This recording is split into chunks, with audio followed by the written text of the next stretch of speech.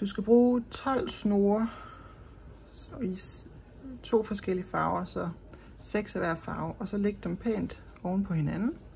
Og så skal vi binde en knude ved at dreje rundt. Og så op igennem hullet skal du tage enderne og stramme til. Og når du strammer lidt til, så kan du skubbe knuden op i toppen. Og stramme lidt mere til og skubbe op. Og så skal du fordele de 2 farver til hver sin side. Sådan der. Og så spreder man lige snorene lidt ud, så man kan se dem alle sammen.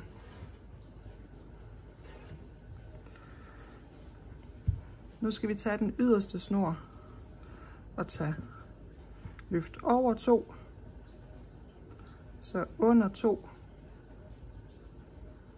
og over den sidste. Og så skal den lægges mod venstre.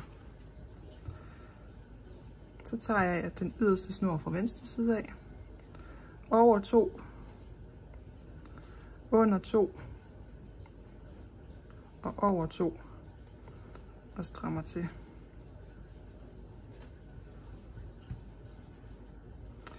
Så tager jeg den yderste snor igen over fra højre af. Det må være den der. Så tager jeg den over 2, under 2 og over den sidste og strammer til. Og fra venstre side tager jeg den yderste over 2 og under 2 og over 2. Så over, under, over hele tiden.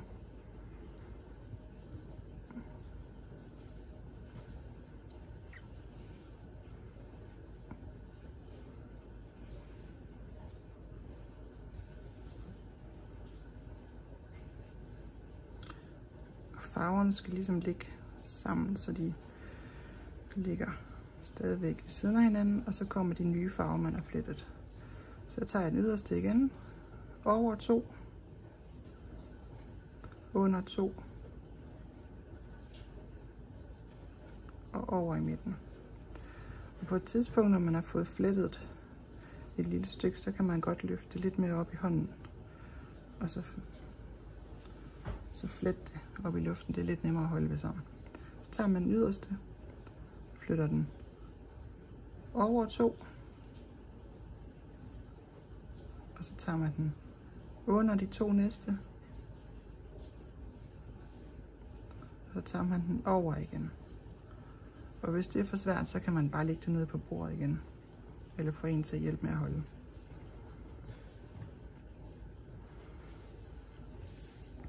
Man kan hele tiden se, hvor man er kommet til ved at kigge på den nederste.